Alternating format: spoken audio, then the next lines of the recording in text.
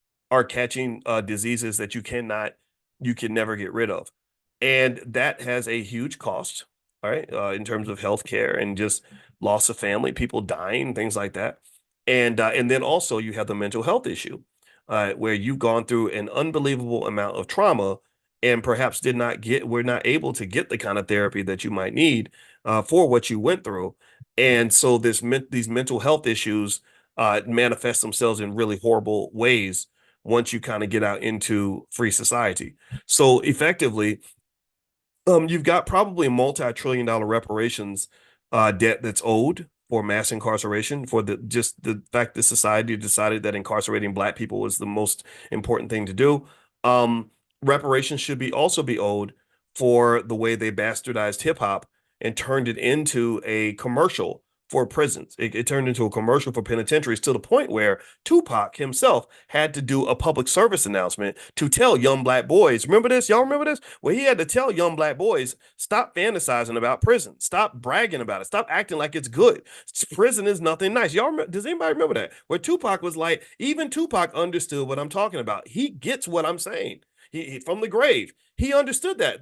Why would he feel the need to tell black boys like, don't believe what they're telling you. Prison is not good, because there were little boys who really thought prison was this cool place to go, or that somehow having gone to prison gives you these bragging rights that elevate your status in the community.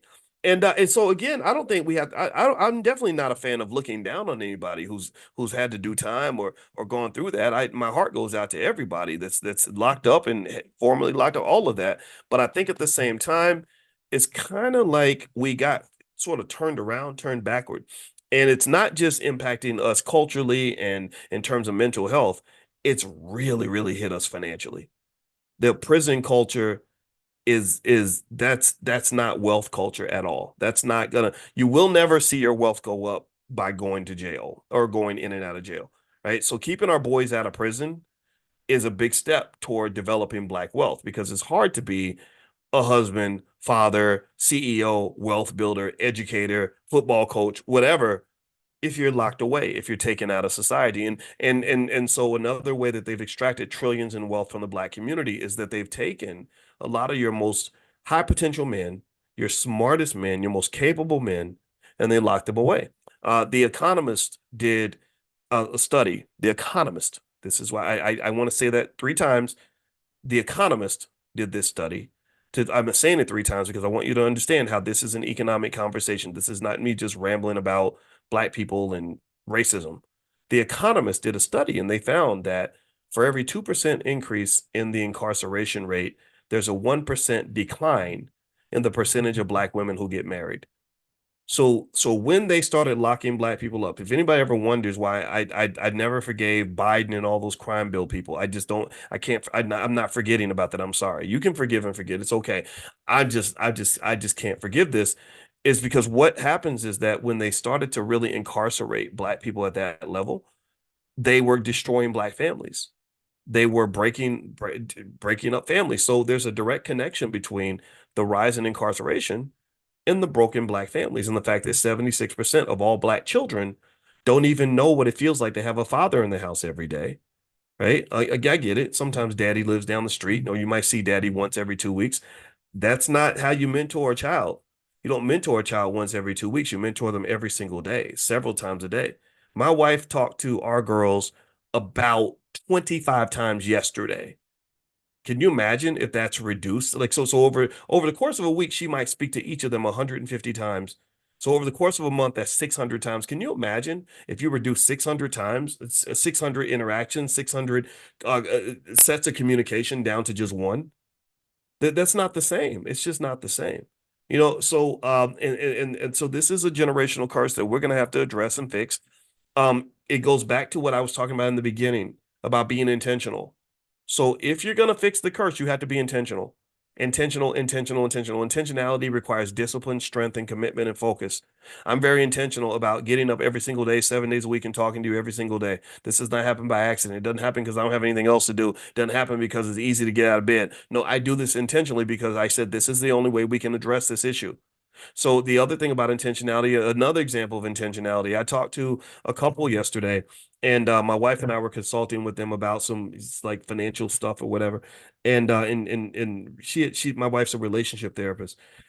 And one thing the man said that I really admire, his wife was telling me about horrible trauma she went through. She talked about her father actually going to prison, and how that affected the family. The family, their income dropped. They were struggling, they were financially struggling because their main provider was gone. They took him out of the house, took him away to prison. Suddenly they're in dire poverty, and she's kind of the head of the household in certain ways as a teenager. And I heard her tell her story, which was really, really painful to hear. But then I heard her husband, who is the kind of solid black man that I can really respect. And you know what he said that I just thought was amazing? He said, and knowing what my wife went through, when she told me what she went through, I made a commitment that I would never, ever, ever, ever, ever leave her side. He said, I'm going to stick with her no matter what. And what he was saying was deep, because what he's saying is that when you've gone through that level of trauma, it's going to come out in some ugly ways. Traumatized people can hurt people, especially when they feel triggered and scared, and all that other stuff. So the fact that he was like, I'm going to be man enough to, like, whatever you throw at me, I'm going to deal with it. It's fine, but because I love you and I understand it ain't about me. If you get mad or you have a bad day, it's not me. It's really the trauma talking, and I'm going to stick with you through that. That's hard to do. That's really hard to do. Especially now in a world where people would say, "Oh, you're just being a simp. Why would you let a woman talk to you like that or whatever?" And what he understood was a type of kind of old school manhood that just says, "Hey, you know what? Sometimes she might be hormonal. Sometimes things might happen. I'm gonna just focus on keeping this family together." I really believe men are important. Women are important too. Don't get me wrong. I'm not saying women don't matter. I was thinking about the role of the man. I always think of the man as kind of the tent pole of the family, right? And the taller the tent pole is, the bigger the tent can be, right? The more stable the tent is, the more the tent can withstand the storm. But some men, they're flimsy little short little tiny tent poles. So the tent's just falling on top of everybody's head, or a swift wind blows by, the whole tent just blows up and goes away, right? And so I think raising boys to kind of have a type of sturdiness and intentionality is extremely important. And I think same thing is true with women. I mean, we know what a strong woman looks like. I've seen strong women who get made fun of because maybe they stick with a man who isn't perfect, right? Whatever that means for you. I'm not defining that for you, but that intentionality piece is gonna have to be applied if you're trying to build and maintain a black family. It's gonna have to apply, because sometimes you're gonna feel like you're getting the short end of the stick. But if you are committed to an idea, I'm not married to my wife just because I'm committed to my wife, because my wife is not perfect. I'm committed to an idea. The idea is that this is my family, and we're gonna hold this damn thing together. Maybe your commitment is to God. I think that's okay too. Or maybe your commitment is to just something else. But I think being committed to something bigger than just a person goes a really long way. And then same thing is true when you talk about building wealth, building your mental and physical health, whatever it is. What is your standard? What are you committed to? What does it mean for you to be on code? Because if you are on code and you're focused on whatever code you're committed to, my code is I'm going to work out every day. My code is I'm going to work on my mental health. My code is I'm going to break generational curses. My code is I'm going to be educated. My code is I'm going to build wealth. My code is I'm going to be consistent. If you have a code you're committed to, then that will make you sturdy and consistent. You can't really sort of look at how people behave and respond to that. I don't respond to what people do. I respond to the code. Do you understand? And the code will keep you consistent.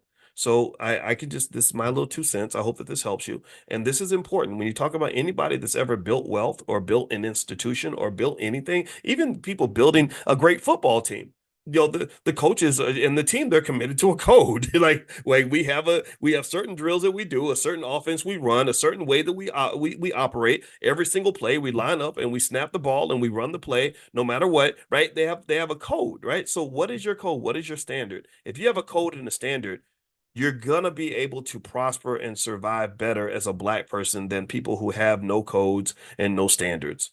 Right? Don't catch yourself in that category. So that's my 2 cents. I'm done talking. Thank you guys for listening. I'm going to let you guys go. Quick reminder: I will do the retirement event on Monday night. We're going to go through retirement planning, and it's really important for everybody to do this because retirement planning isn't just for when you get old. It just creates financial security, and you're going to benefit when you get old. But even if you're 25, you benefit if you have retirement savings because that can be something that's an asset for you. You can borrow against it. I'm going to break it all down for you on Monday night at 8 o'clock. So if you want to get notified on how to join that event, get on the text list. Text the word morning, MORNING, to the number 87948. Just text morning to 87948. Also, Dr. Alicia, as you know, she's doing mental health Mondays with therapists now, and also she has some stuff on financial anxiety. So if you would like to just sort of see what she has going on or get some of that stuff sent to you for free, you could text the word love to the number 87948, and Dr. Alicia could send you stuff. So text love to 87948 if you want to hear from my wife. You can text morning to the number 87948 if you want to hear from me, or you can do both. It's totally up to you. All right, guys. So God bless you. Thank you so much for listening. I'll check back in with you all tomorrow, and I hope you have a great day. See you later. Bye bye.